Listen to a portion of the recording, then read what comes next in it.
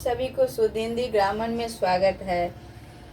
Hello student, आज हम पढ़ेंगे विसर्ग संधि। जैसे इससे पहले वीडियो में हम आपको व्यंजन संधि बताए थे, स्वर संधि बताए थे, स्वर संधि के कितने भेद थे वे बताए थे। तो आप जानिए विसर्ग संधि। विसर्ग संधि किसे कहते हैं? विसर्ग के साथ स्वर या व्यंजन के मेल से जो विकार होता है उसे विसर्ग संधि कहते हैं। स्वर और व्यंजन तो मालूम ना, स्वर जैसे अ आ ई उ ऊ, ये सब स्वर है जिसमें हम अपने से उच्चारण करते हैं, दूसरे का सहारा नहीं लेना पड़ता है, वे स्वर कहलाता है। व्यंजन जिससे हम दूसरे के सहारे से बोलते हैं, क ख, तो इसमें हमको स्वर का सहारा लेना पड़ता है। अ का, तो वे व्यंजन संधि हुए, व्यंजन हुए। तो जो विकार होता है, व्यंजन के मेल से जो विकार होता है उसे विसर्ग संधि कहते हैं।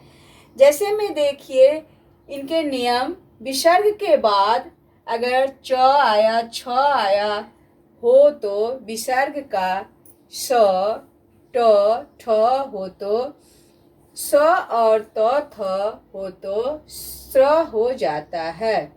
जैसे निश्चय, तो निह जोड़ चय, निश्चय। यानी यहाँ पर अगर हम इसको हटा देंगे तो ये क्या हो गया? निश्चय। और यहाँ ये हम बिंदु दे देंगे तो इसका उच्चारण क्या हो गया? श का। क्योंकि अगर च और छ ऊपर हम जैसे बताए हुए हैं तो विसर्ग का स, तालव्य स हम जैसे उधर लिखे हुए हैं तो स कितने होते हैं? 3, जो कि हम इसको तालव्य स बोलते हैं। तो ट और ठ जो हो जाता है तो ये दंत स, तालव्य स, मूर्धन्य स, दंत स, ये कौन सा स है? दंत स। और त थ हो तो दंत स हो जाता है। जैसे निह जोड़ चय, तो यहाँ क्या हो गया? निश्चय। यहाँ हम उच्चारण में क्या आया? ट, ये क्या हुआ? तालव्य स। निह जोड़ छल, तो क्या हो गया? निश्चल। यहाँ पे उच्चारण क्या आ गया? प्लस में हम यहाँ दिए ठे। ततः जोड़ ठकार, यानी ततष्ठकार। यहाँ पे मूर्धन्य स आया जैसे, तो धनु जोड़ टंकार, तो मूर्धन्य स से धनुष टंकार। त जोड़ निह, यहाँ पे तो जैसे हम आता है, यहाँ पे हम तो का उच्चारण लेते हैं तो निस्तार। यहाँ पे दंत स आधा आता है। अब देखिए थ, जैसे बिंदु यहाँ हटा दिए, दूध थकार, यहाँ पे ये क्या हो जाता? थ का उच्चारण दंत स आता है आधा, तुष्टकार। अब इनके नियम देखिए।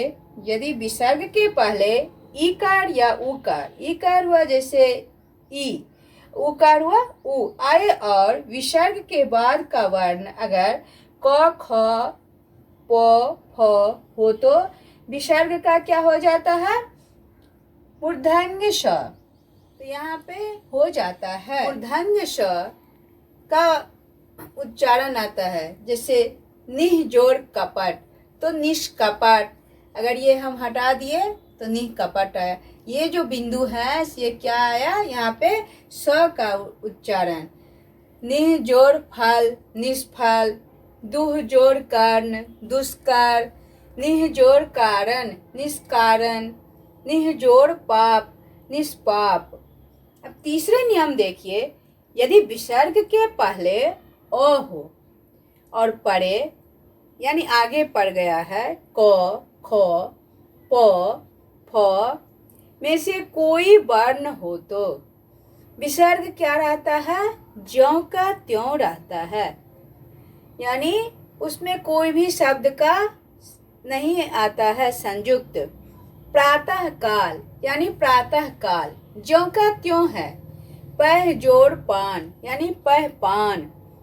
अब चौथे नियम में देखिए, यदि ई ऊ के बाद विसर्ग हो और इसके बाद र आए तो ई ऊ का ई ऊ हो जाता है, यानी ई छोटी ई बड़ा ई। जैसे इसको हम हर्ष ई बोलते हैं, इस ई को दीर्घ ई, इसको हम हर्ष ऊ, इसको दीर्घ ऊ हो जाता है। यानी ई ऊ आगे आए तो क्या बन गया, बड़ा ई, बड़ा ऊ हो जाता है। और क्या होता है, विसर्ग लुप्त हो जाता है। लुप्त यानी विसर्ग जो है सो गायब हो जाता है। निहजोर रस निरस, निहजोर रोग निरोग, दुहजोर राज दुराज। अब देखिए नियम 5 में, यदि विसर्ग के पहले अ और आ छोड़कर कोई दूसरा स्वर आए और विसर्ग के बाद कोई स्वर हो या किसी वर्ण का तृतीय यानी तीसरा, चतुर्थ, चौथा या पंचम या पांचवा वर्ण हो, उसके आगे 1 2 3 4 यानी पांचवा वर्ण हो, या र, या और आगे क्या रहे, र, या ल रहे, व हो तो विसर्ग के स्थान में र हो जाता है। अब जैसे नीचे देखिए, निहजोर उपाय निरूपाय, निहजोर झर निर्झर, निहजोर जल निर्जल, निहजोर गुण निर्गुण, निहजोर धन निर्धन, निहजोर विकार निर्विकार, दुहजोर गंध दुर्गंध, दुहजोर आत्मा दुरात्मा, दुहजोर नीति दुनीति, निहजोर मल निर्मल। अब नियम 6 देखिए, यदि विसर्ग के पहले अ आए और उसके बाद वर्ण का तृतीय, चतुर्थ या पंचम वर्ण आए, य, र, ल, व, ह रहे, यानी इतने जो ये 5 वर्ण हैं ये रहे और यह ऊ पूर्ववर्ती अ से मिलकर गुण संधि द्वारा ओ हो जाता है। अब जैसे में देखिए, मनः जोर रथ मनोरथ, सरह जोर ज सरोज, मनः जोर भाव मनोभाव, पयः जोर धर पयोधर, मनः जोर हर मनोहर, पयः जोर द पयोद, मनः जोर विकार यानी मनोविकार, वयः जोर वृद्धि वयोवृद्ध, जशः जोर धरा जशोधरा, सरह जोर वर सरोवर, तेज जोर मैं तेजोमय, जसह जोर दा जशोदा, पुर जो हित पौरहित, मनः जोर योग मनोयोग्य। अब ये आपको एग्जाम में भी आएगा, जो संधि कौन सा है, संधि का विच्छेद करो तो आपको ये मालूम हो जाएगा जी ये विसर्ग संधि है। और आप जैसे इससे देख भी सकते हैं, हेल्प भी ले सकते हैं जो कैसे हम विच्छेद करें। तो अब इसका नियम 6ठा नियम देखिए, जो यदि विसर्ग के आगे पीछे अ हो तो पहला अ और विसर्ग अ का लोप होकर, लोप मीन्स यानी लुप्त, उसके स्थान में लुप्तकार इसका यानी इसको चिन्ह लग जाता है। जैसे प्रथम जोर उध्याय प्रथमोध्याय, जसह जोर अभिलाषी जशोभिलाषी। अब विसर्ग के बाद अ के सिवा दूसरा स्वर आए तो यह नियम लागू नहीं रहता है।